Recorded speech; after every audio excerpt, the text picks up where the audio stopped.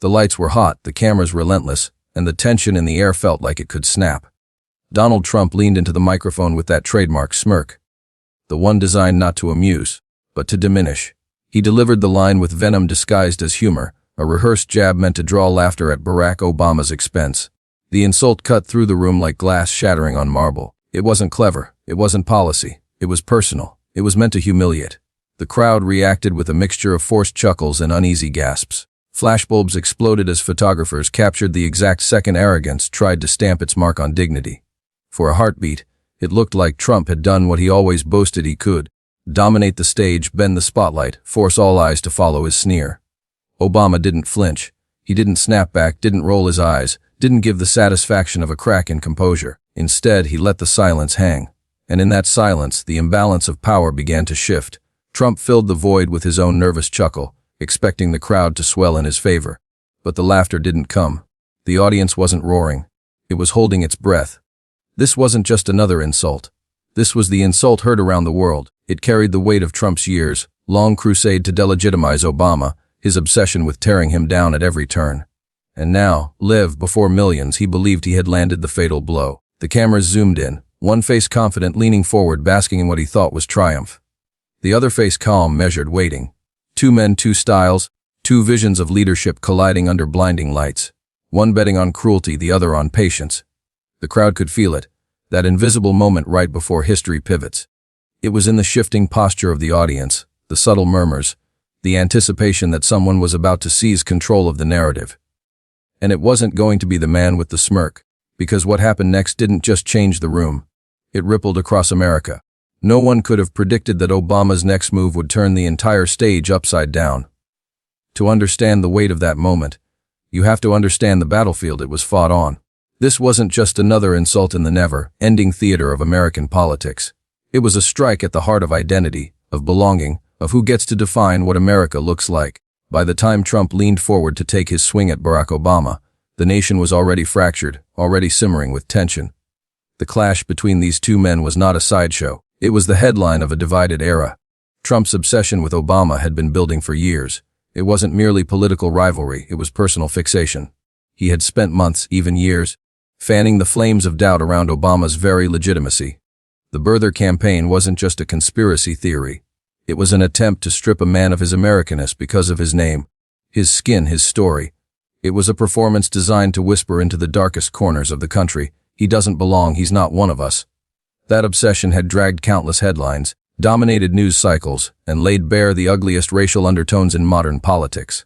And now, in that room, Trump thought he finally had the stage where humiliation could be complete. He wasn't there to discuss ideas or vision. He wasn't there to win a debate on policy. He was there to dominate, to make a spectacle out of belittling a man whose calm dignity had always been his sharpest weapon. For Trump, it wasn't enough to disagree with Obama. He needed to diminish him. But America was watching more closely than Trump realized. The insult didn't land in a vacuum. It landed in a country already split down the middle, struggling with its own reflection. On one side were those who saw Obama as proof that the American dream was still alive, a man whose story validated their own. On the other were those who recoiled at change, who clung to exclusion, who needed someone like Trump to voice their resentment. The confrontation wasn't just about two men trading lines. It was a test of the nation's values. Every gasp from the audience, every flicker of silence carried that weight. This wasn't simply about pride on a stage. It was about dignity in the American soul. Could arrogance and cruelty reduce leadership to mockery? Or would calm precision rise above the noise, reminding everyone that true power isn't measured in volume, but in composure? Trump believed the answer was already written. He leaned into his insult as though it were a final verdict. He thought Obama's silence meant weakness. He thought the lack of immediate retort was surrender. He thought he had won. But what he didn't understand was that silence wasn't retreat. It was strategy. It was anticipation. It was the stillness before a wave crashes. Because Obama wasn't just waiting for his turn to speak. He was waiting for the exact moment when the arrogance across the stage would overplay itself, collapse under its own weight. And when that moment came, he wouldn't just defend himself. He would redefine the entire room, flipping the very power dynamic Trump thought he controlled. The stakes weren't simply about a jab or a laugh. They were about whether cruelty could rewrite the American story, or whether dignity could hold the line. And in just a few seconds, Obama was about to show the world an answer that would echo far beyond that stage. Donald Trump's rise to power was never fueled by humility or restraint. His trademark weapon had always been the insult, sharp, cutting, and designed to sting in the most personal way possible. From boardrooms to campaign rallies, his brand was built on the spectacle of domination. He belittled competitors with schoolyard nicknames, mocked the vulnerable, and reveled in the roar of crowds who mistook cruelty for strength. To him, ridicule was not a side tactic, it was the entire playbook. And Barack Obama was his ultimate target. Long before the insult that echoed through that crowded room, Trump had made it his mission to delegitimize Obama. The infamous birther campaign wasn't just a conspiracy theory he happened to endorse, it became his stage. He spent years stoking doubt about Obama's birthplace, deliberately feeding a lie that was soaked in racial undertones. With each television appearance, each smug declaration, he pushed the idea that the first black president was somehow foreign, somehow other, somehow unworthy of the office he held. The cruelty wasn't accidental. It was calculated. Trump knew what he was doing. He was appealing to resentment, insecurity, and prejudice, weaving them into a banner he could wave to rally support. But behind the bravado, there was always something fragile. His obsession with Obama was never simply political rivalry. It was personal envy. Obama represented everything Trump could never authentically be: disciplined, eloquent, admired for his intellect rather than his bluster. Trump craved that admiration, but he could never earn it, so he tried to dismantle it. His arrogance masked an insecurity that gnawed at him. The louder he boasted, the more desperate he seemed to prove he was in control. On stage, that contradiction was written all over his body. He leaned forward in his chair, lips curled into a half smile that was less amusement than challenge. His shoulders stiffened as if bracing for impact, but his eyes darted with the restless energy of someone waiting to see if the punchline would land. Every gesture was exaggerated, every smirk a performance. He wanted the cameras to catch dominance, but what they caught instead was the thin veneer of confidence, stretched over something far less certain. It was the same act he had carried for decades. The boastful businessman whose empire was riddled with bankruptcies, the reality show host who turned boardroom cruelty into entertainment, the political outsider who bullied his way into the spotlight. His formula never changed: attack, ridicule, overwhelm. And for a time it worked. Crowds cheered, headlines followed, and opponents stumbled under the sheer weight of his audacity. But arrogance is a dangerous fuel. It burns bright, but it leaves nothing behind when the fire sputters out. Trump's history of bullying told a clear story. Whether it was mocking a disabled reporter, belittling women with vile remarks, or assigning demeaning nicknames to rivals, the pattern was unmistakable. He believed strength was measured in humiliation, that power was proven by breaking others down. To him, compassion was weakness, dignity was dull, and restraint was cowardice. His entire identity was built on proving that cruelty could win. But cruelty has its limits. The problem with building power on arrogance is that arrogance cannot adapt. It does not anticipate, it does not strategize. It assumes victory is inevitable, and in that assumption it exposes itself. That's what made this particular confrontation so precarious for Trump. He believed that a single insult, delivered with his trademark smirk, could crush Obama on the spot. He believed laughter would sweep the room, that the cameras would capture another victory for his brand of humiliation. What he didn't see was the quiet shift happening all around him. The silence of an audience unimpressed, the patience of a man who knew arrogance always creates its own undoing. In that instant, Trump stood as the perfect embodiment of his own flaws. Loud, confident, convinced he had won. And yet underneath the surface, insecure, desperate, unprepared for what came next. Because history has shown, again and again, that arrogance writes the script of its downfall long before the curtain falls. And Trump, more than anyone, was about to learn that lesson in front of the world. But arrogance has a fatal flaw.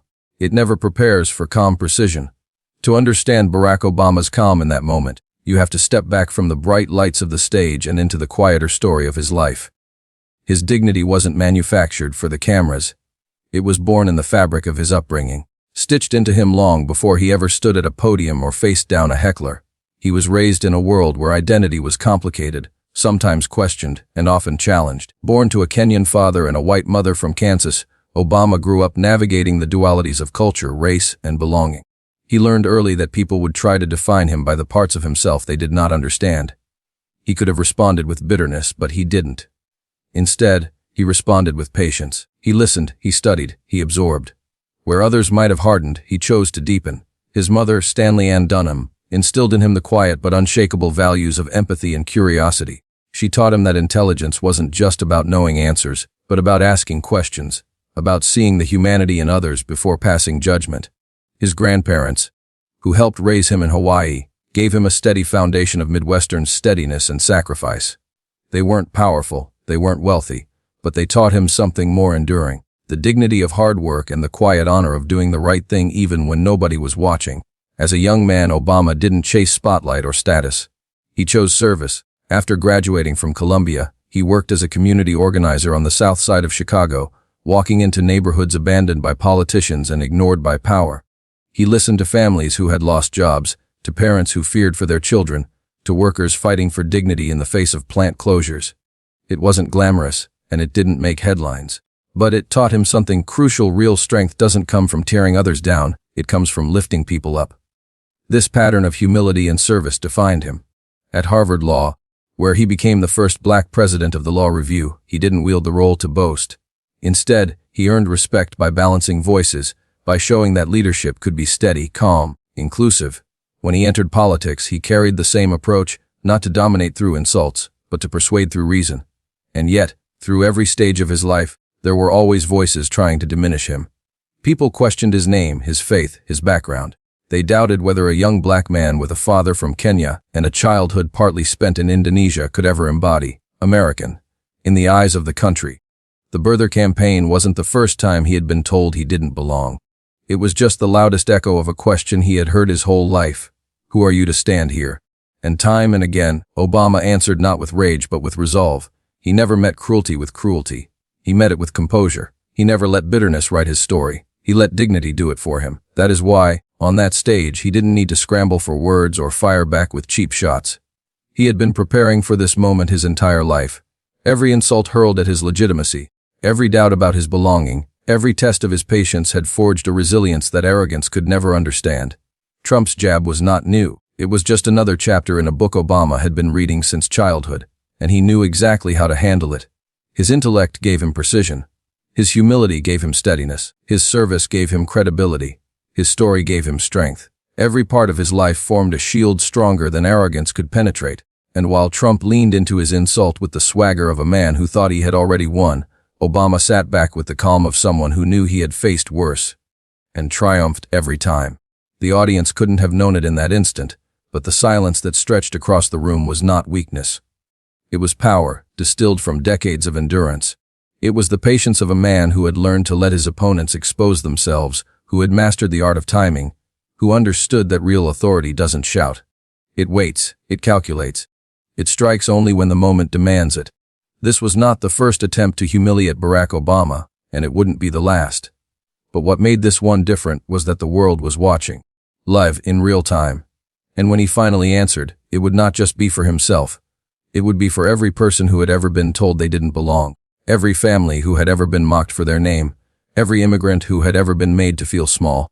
Every trial had shaped him for this moment, and now, the world was about to witness why. The room hadn't settled from the first blow before Trump went in for another.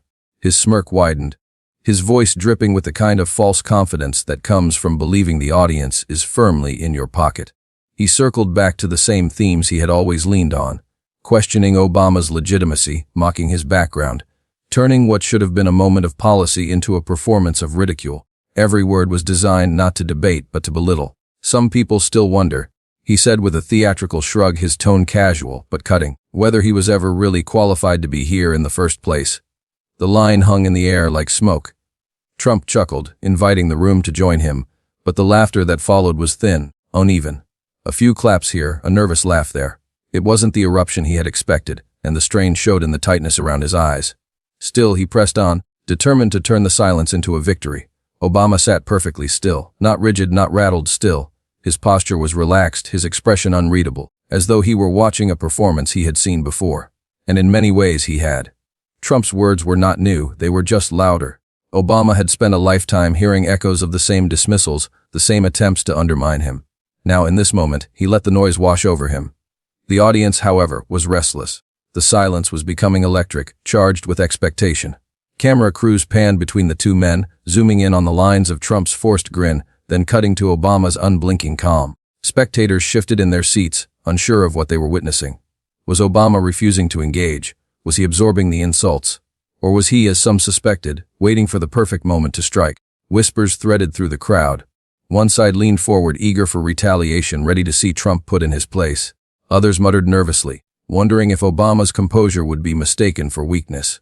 The tension swelled, each second stretching longer than the last, until the entire room seemed to be holding its breath.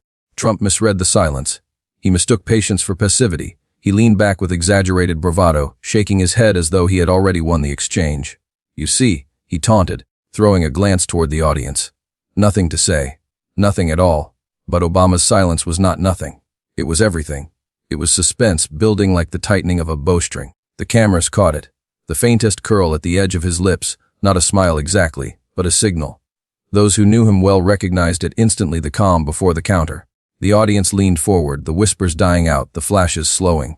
The moment felt cinematic, stretched across time, a stage set for history. Trump was still laughing, still filling the space with noise, still mistaking his voice for dominance. But the crowd no longer belonged to him. The spotlight had already shifted. And then, Obama finally spoke. The silence broke and history began to unfold. The silence broke with a voice that was calm, steady, and deliberate. Barack Obama didn't raise his tone. He didn't rush. He didn't flail his arms or try to match Trump's bombast. Instead, he began with the simplest weapon in his arsenal: composure. His words were measured, each syllable landing with the precision of a well-aimed arrow. "Well," Obama said, glancing briefly at the audience before turning his eyes back to Trump, "that's quite a story. But here's the thing about stories. The good ones are usually true." The audience chuckled. Not the nervous laughter that had followed Trump's taunts, but genuine, rolling laughter that spread across the room like a wave.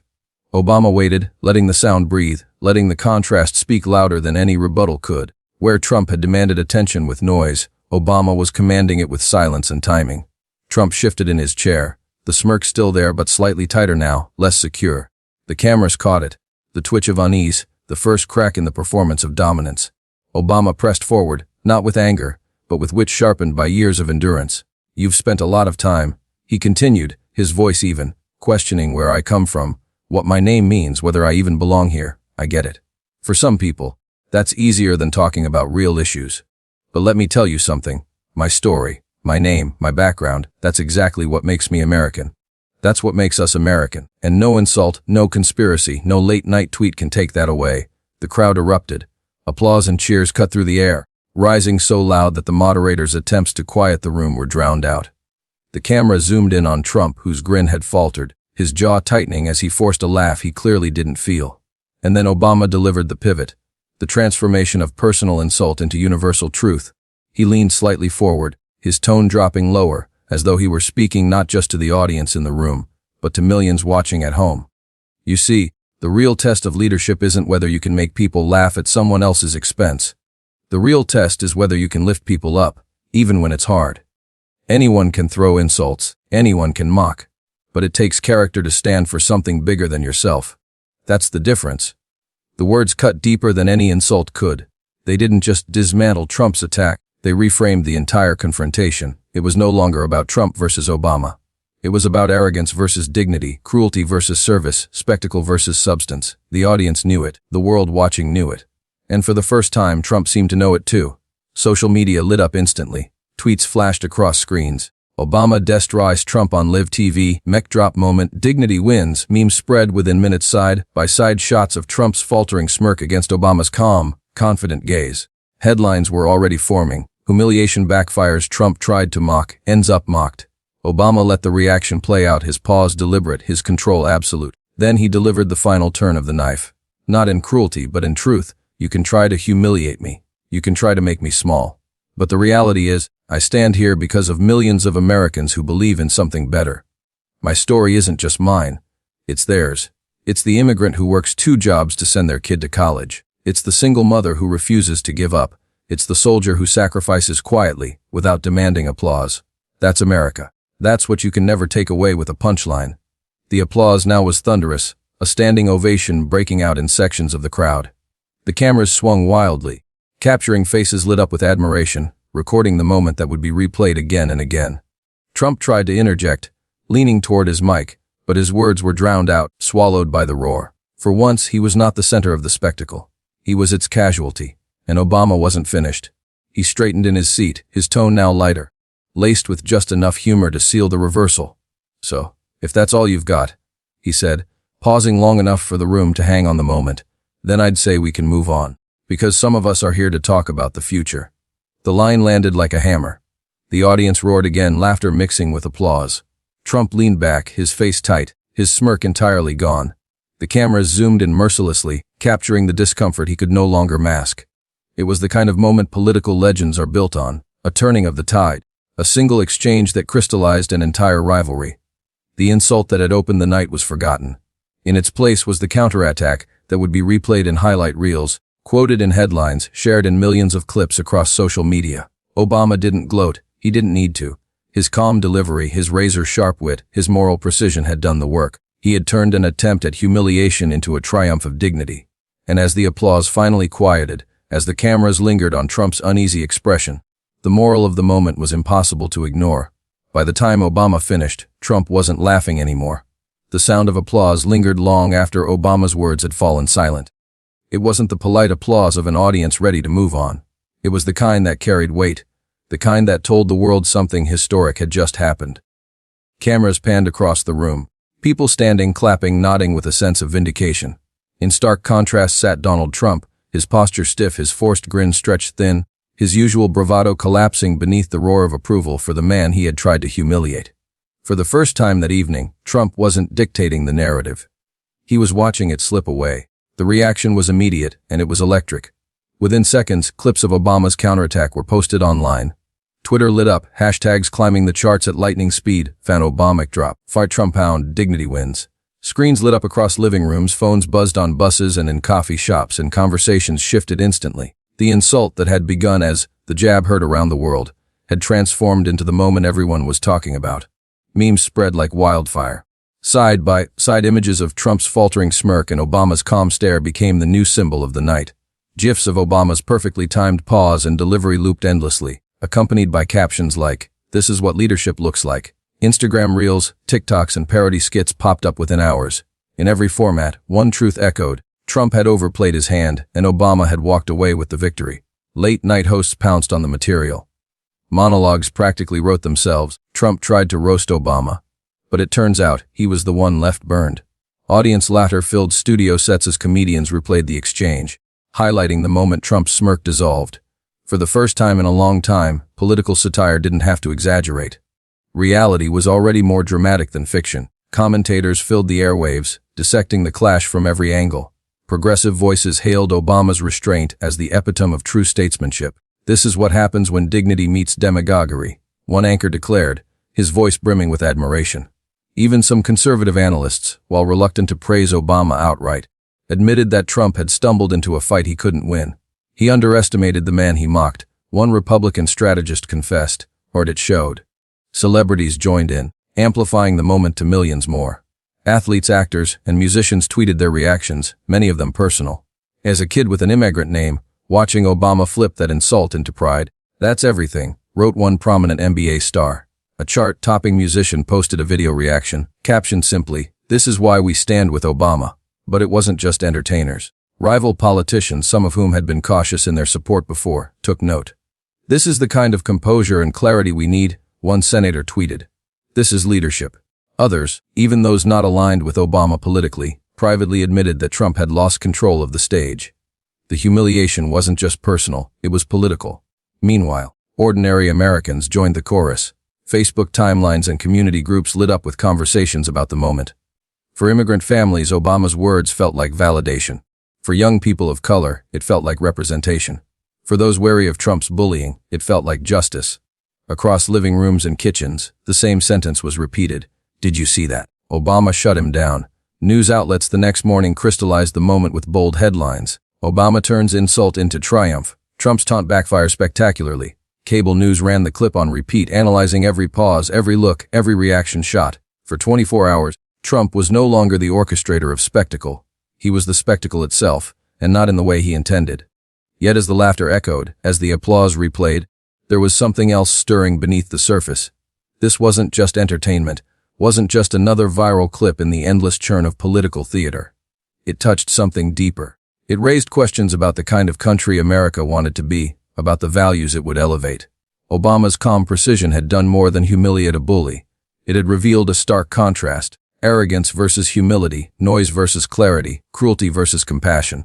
It was a reminder that the true strength of leadership lay not in belittling others, but in lifting them up. And as the world replayed the moment again and again, savoring the shockwaves of Trump's defeat, a quiet realization was forming. That maybe this clash had been about more than two men on a stage. Maybe it had been about all of us. But beyond the laughter, there was something deeper, a lesson that America desperately needed. When the noise of applause faded, what lingered wasn't just the sting of Trump's defeat, it was the resonance of something larger. Obama had not simply outwitted a rival, he had elevated the confrontation into a moment of clarity, a living lesson carved in real time. Where Trump had sought to belittle, Obama had transformed an insult into a beacon. He reframed the entire exchange, reminding America that dignity always defeats arrogance. With every pause and deliberate phrase, he proved that leadership is not about volume or venom. It is about presence, patience, and principle. His words, sharp as they were, carried no cruelty. They didn't seek to demean or destroy. Instead, they illuminated. And in that light, the cruelty of Trump's taunts looked small, desperate, and hollow. This was the contrast people felt in their bones. Humility is stronger than hatred. Intelligence carries more weight than mockery. Truth cuts deeper than lies. Obama didn't need to raise his voice to silence a bully. He needed only to embody the values Trump could never grasp. In that moment, the lesson was plain. Real power does not come from tearing others down. It comes from lifting truth higher than noise. Across the nation, people recognized themselves in that moment. The immigrant who had been mocked for their accent. The young student dismissed because of their skin color.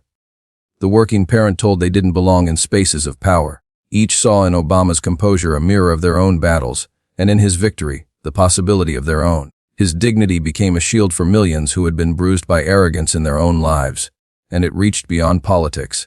It was about humanity itself, about the values we hold when no one is watching, about the courage to stand steady when provoked, about the refusal to meet cruelty with cruelty.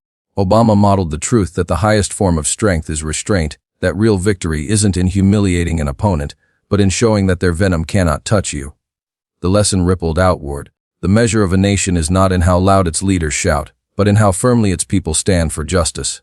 Trump's insult was designed to divide, to pit ego against identity. But Obama turned it into something unifying, reminding Americans that dignity is not just a personal trait. It is a collective power. It belongs to anyone who chooses grace over bitterness, resilience over despair. This was the moral clarity so many had been waiting for. In an age of constant noise, someone had shown that silence, followed by truth, could pierce deeper than the sharpest insult. In a time of arrogance, someone had embodied humility. And in an era of relentless lies, someone had dared to speak with unshakable precision. It was more than a comeback. It was a calling. A reminder that history bends toward those who stand with quiet courage, not those who sneer from podiums. Obama's response was not just about winning a moment. It was about teaching a generation that the tools of dignity, humility, and truth are stronger than any weapon wielded by arrogance. And as the crowd remembered the sting of Trump's collapse, what they carried forward was not his defeat, but their own renewal. They saw that the values that once defined America, compassion, integrity, resilience, had not been lost. They had simply been waiting to be voiced again. The insult that had begun as an attempt to humiliate one man became the spark that reminded a nation of its better self. The cameras caught the exchange, the applause, the memes. But what endured was the deeper truth that even in a divided land, dignity still had the power to unite. And in that moment, the nation remembered who we are. Trump walked onto that stage believing he could humiliate Barack Obama. But by the end, the humiliation was his own.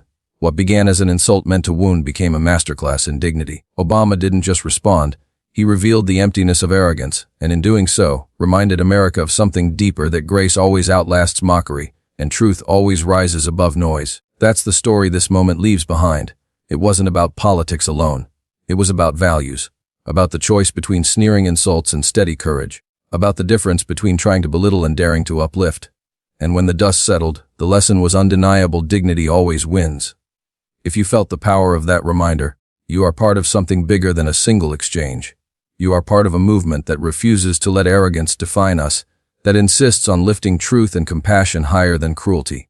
So here's your call: subscribe. Join the movement where dignity always wins. Share. If this moment inspired you, share it with someone who needs to hear it. Comment. Tell us what dignity means to you. Because every story we tell together, every voice that rises in defense of humility, adds to the chorus that arrogance cannot silence. Trump thought he could reduce Obama with a line. Instead, Obama gave the world a lesson that still echoes. The question is, how far will that echo travel? That part is up to us. So don't just watch. Be part of it. Add your voice, spread the message, and carry the truth forward. Because in the end, history doesn't remember the insult. It remembers the dignity that outshined it.